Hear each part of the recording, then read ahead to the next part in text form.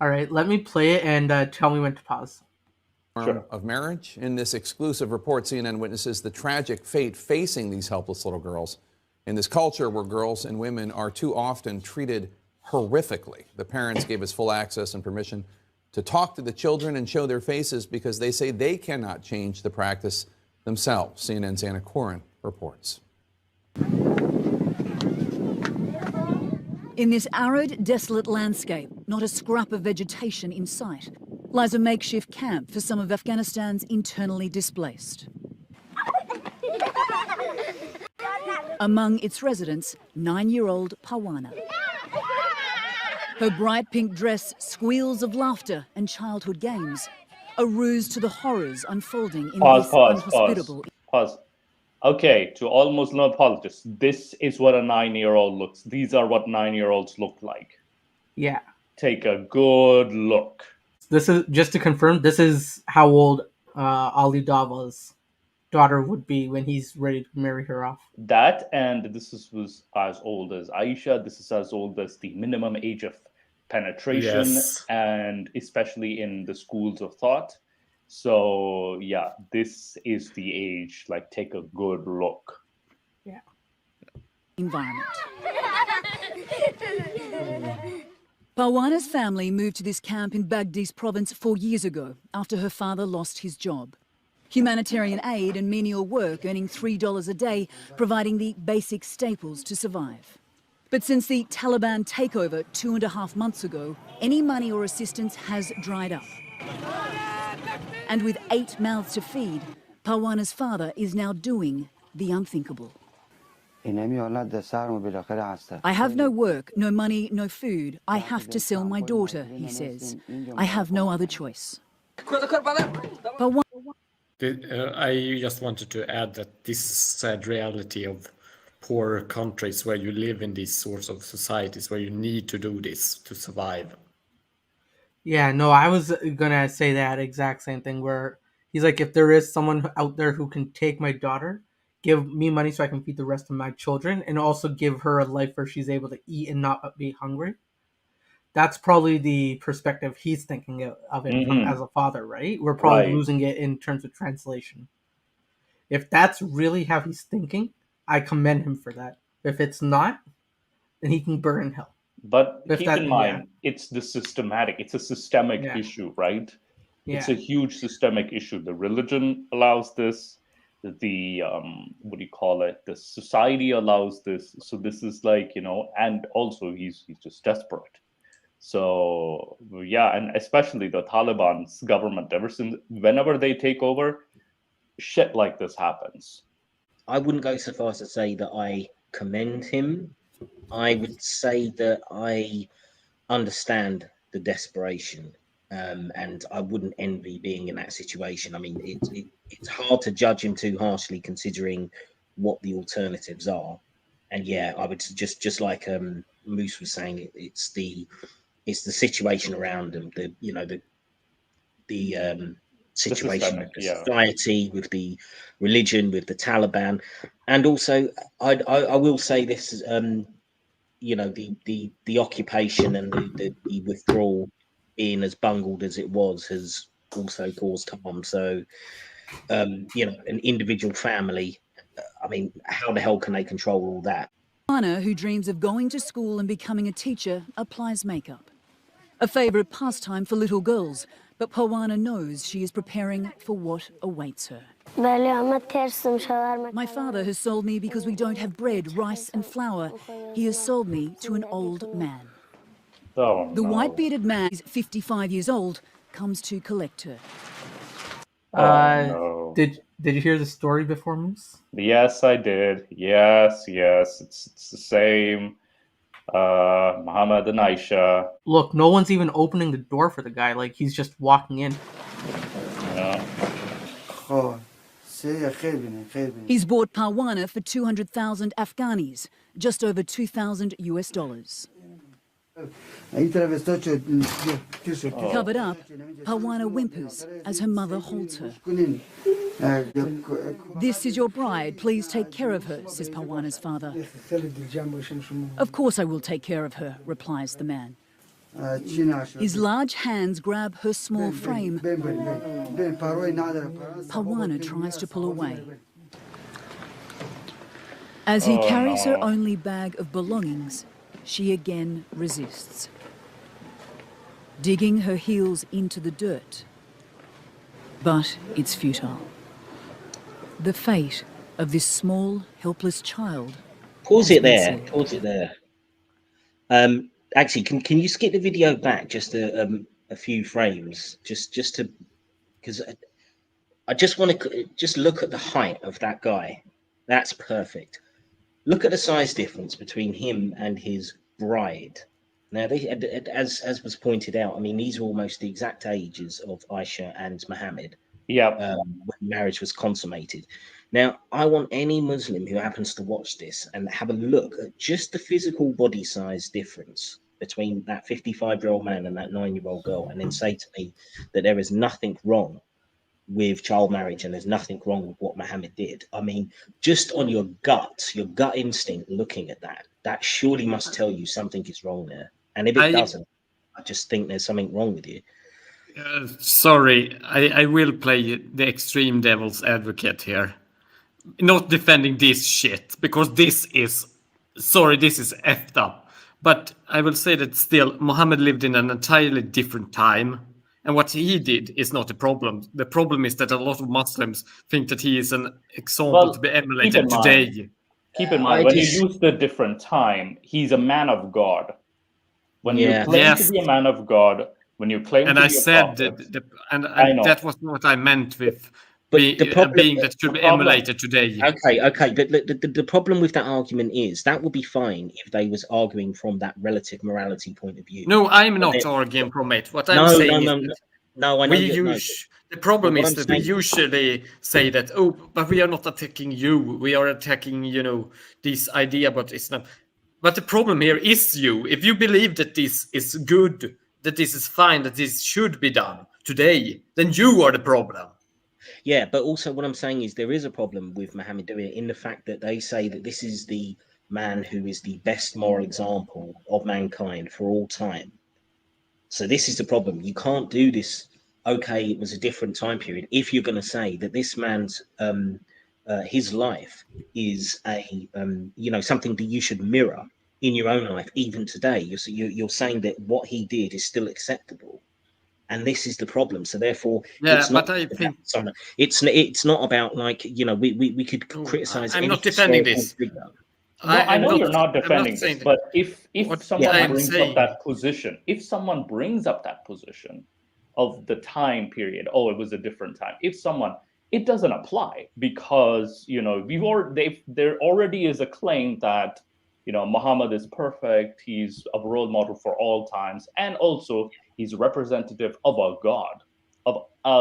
Wouldn't this God know better? Yeah. So this God also turns out to look really bad. Well, look, this is the thing, isn't it? Because at the end of the day, if Muslims were criticizing Muhammad in the way that you'd criticize any other historical figure, say yes, they're a man or a woman of their time. They're doing things that were consistent in terms of behavior of that time. That would be fine if you could then say, therefore, if he was in the modern world, this would be a criminal act. But they won't go that far. They won't say that because then they'll transplant it and say, no, Muhammad, he was incapable of committing any kind of sin because he was a prophet, except for the most minor of sins, which he put the wrong hat on one day or something, something completely trivial. So therefore, it is a problem because they're not looking at him as they would any other historical figure. Therefore, you do have to judge it from today's morality because they're saying this is for all time. So you can't play devil's advocate in the well. I disagree with you. I'm saying that is how many interpreted it. But the thing is that it's important. I think this is kind of Sun Tzu, always leave your enemy an avenue of escape. But I think it's better if we begin to, rather than think that because Islam isn't going to, disappear overnight. And I think that gradually moving down on this, issue and saying that, sure, Muhammad might be considered a perfect human, but it was a very different context. And, but Muhammad acted That doesn't work. You can't be perfect within the morality of your time. That really doesn't work as a concept. Either you're perfect. I mean, sure you can. Murder is wrong usually in Islam, except, for example, in battle or in killing. In But other keep in mind, contexts. this is Let's not get too far off the topic. I mean, but the I issue, just meant that there exist avenues I think that could be useful to argue against this practice that doesn't make Muslims get their thorns out. well, yeah, I mean, become like head yeah, sharks. like they can argue, they can present, like they can so what you're saying is this is a way for them to squeeze out or like weasel out of this way. But what Drastic Measures and I are saying is that you really can't make that argument. It's a very it's pathetic, and at the same time it's you cannot make that especially so because especially I've said, so Islam is outdated. I've actually asked somebody, so is Islam outdated? And they get mad at that too. So it's like, there's no consistency. So they're holding two mutually exclusive positions in this. On one hand, they're saying it's morality for all time, and then on the other hand, they're saying, oh well, he was a man of his times. You can't have both of those things at the same time. You have to choose one. Yeah, because they're contradictory. And Muslims, I'm not saying all Muslims, but the majority of Muslims that I've spoken to want to have their cake and eat it. They want to adopt both those positions simultaneously, and they are mutually exclusive, and something's got to give. And I'm not prepared to allow that kind of hypocrisy when I have conversations. It's hypocrisy. I agree. Would this But be you could. would this be but you- shifting the goalpost? Would this be an example of shifting the goalpost? I don't think it's shifting the goal. Well, how do you mean? Like as a fallacy, that is, when they say, "Oh, he was a man of his time, but he's a man of perfect for all times." Would this be an example of shifting the goalpost as a fallacy? I wouldn't necessarily call it that. I mean, I'm not a philosophy expert, That's true. so if Yeah, you start getting into the listed fallacies, I'm not a good yeah. person to. But I mean, I would just repeat what I said. I think they are two mutually exclusive positions That's to true. hold. That's true. I cannot see how those two things can exist at the same time, and so therefore you've got to. What I would say to Muslims is you've got to choose one or the other. You can't have it both, and if you're not willing to do that, then you're being dishonest with yourself. Anyway, Amir Masad is currently saying that CNN equal real. This is prone to be staged. If you understand the language, you would know anyway. There is a Twitter thread about You mean this Twitter CNN thread? Thread, yeah. Twitter thread. Proving it was staged. The people got paid for it. Oh my goodness. Well, of course it was. Everything is staged. It's Islamophobic. Yeah, Islamophobia, yeah. But I mean, there are several hadiths which show that Muhammad consummated his marriage with Aisha when she was 9. So this is from the interpretation of Islam that says that everything Muhammad did would always be fine and should be emulated. Then this scenario that's playing out here is just following that example. So even if it is fake, it does not change the underlying issue. And not only that, this issue actually happens even if this particular clip is staged. This is happening in Afghanistan. This is happening. This is happening to many girls in Afghanistan. Yeah, I mean, I was looking up some of the UN reports since the Taliban took over, and there's hundreds of cases of children in their very early teens or younger, as young as 10 or 9 years old, that have been schooled off and been forced into these kind of marriages. So yeah, even if this was staged, so what? That doesn't mean it's not going on. But is it staged? I've seen no evidence for that. So yeah, he's arguing it doesn't happen like this. I'm like, no, now you're just being ignorant. But it's futile. The fate of this small, helpless child has been sealed. Child marriage is nothing new in poor rural parts of Afghanistan. But human rights activists are reporting an increase in cases because of the economic and humanitarian crisis engulfing the country.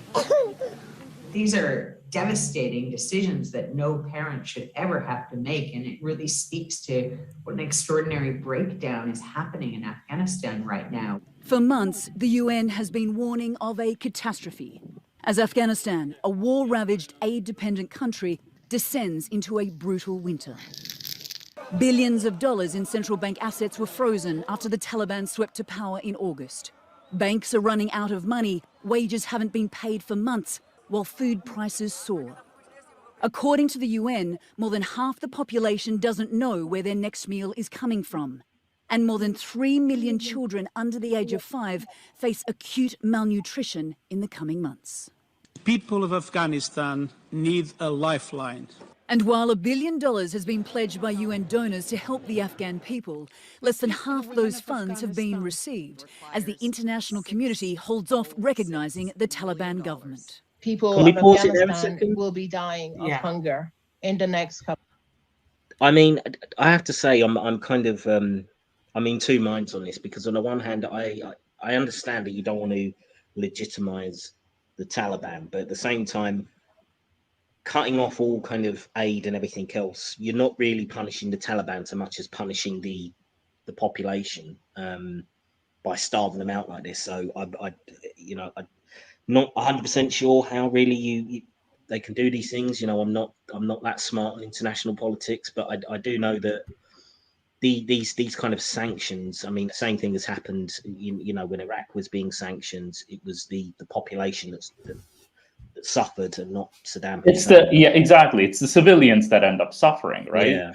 So it's but at the same, it's like also I kind of also am with the UN, because where will those funds go?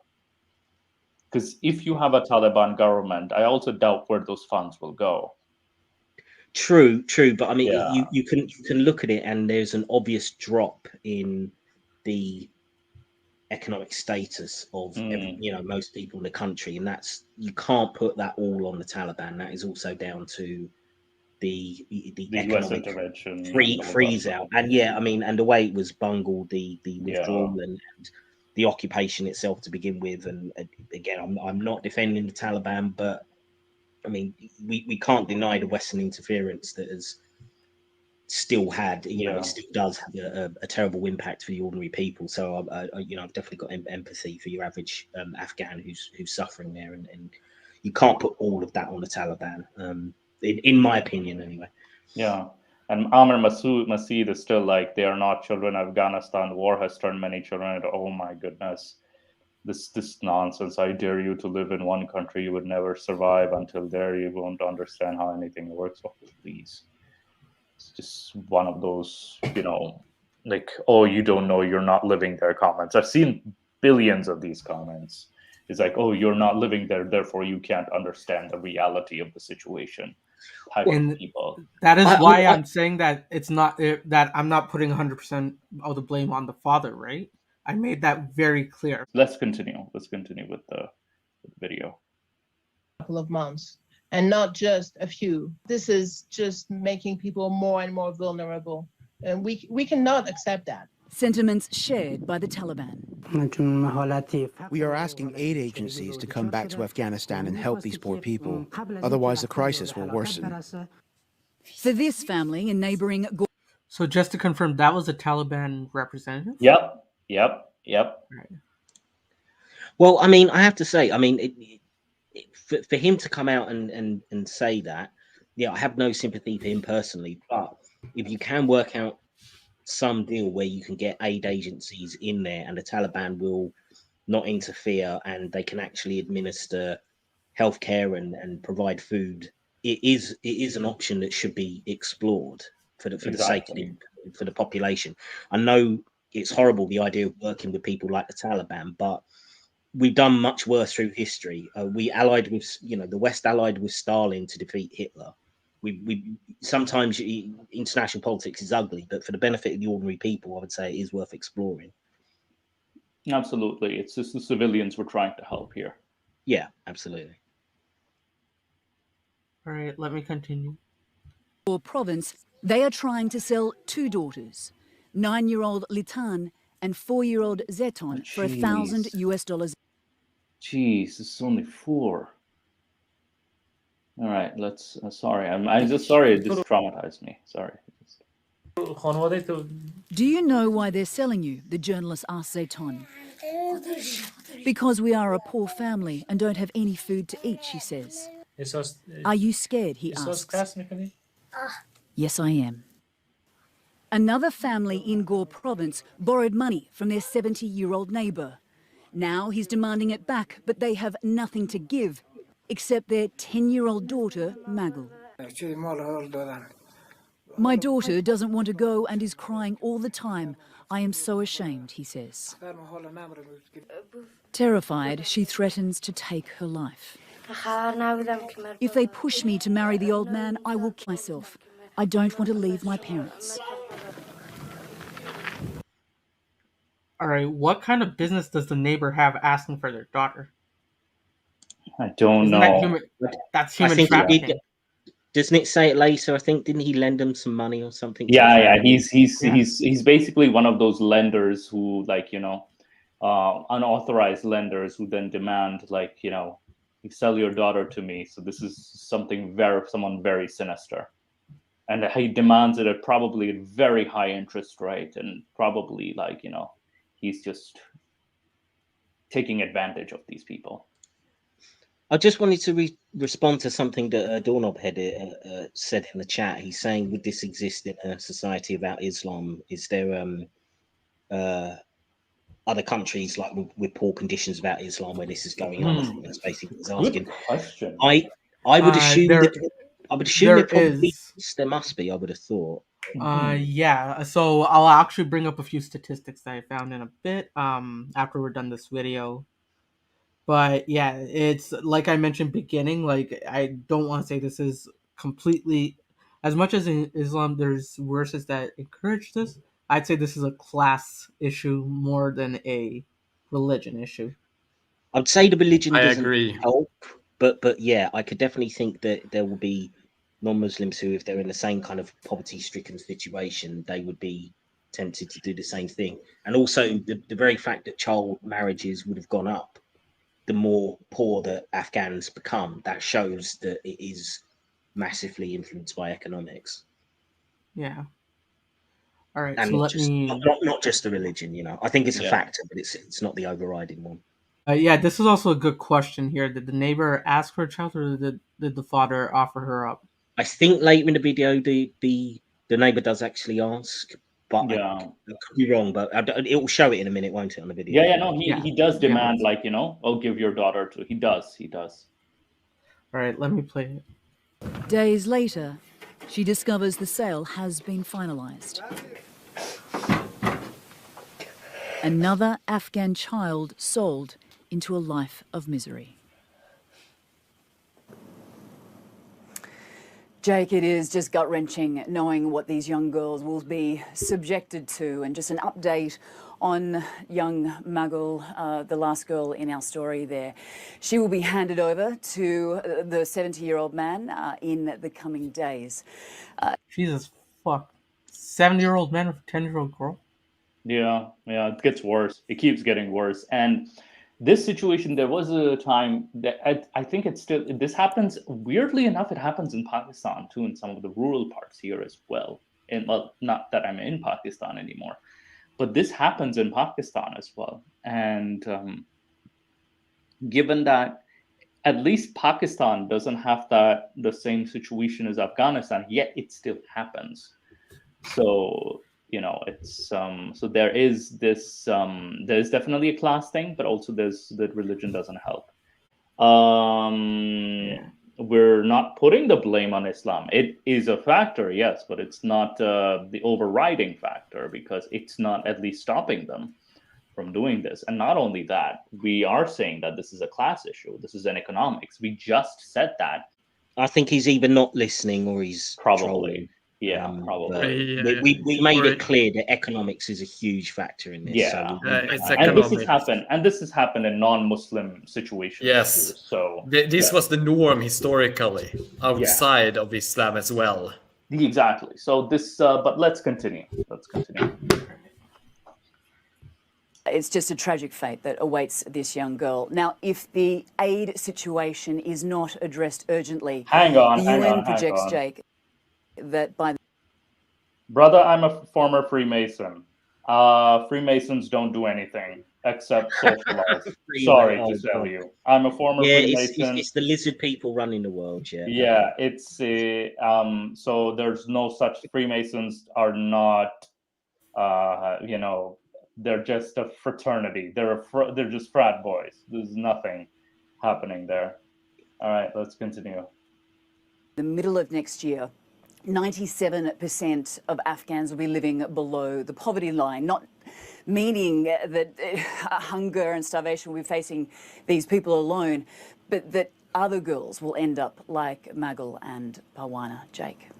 Yeah, this is such a horrible story. It's so tough to watch. You know that this happened, this tradition, this awful thing was predated the Taliban taking over again. But how has the Taliban takeover in Afghanistan earlier this year made it worse? How has it exacerbated this problem of families selling their daughters? So, absolutely, you're absolutely right.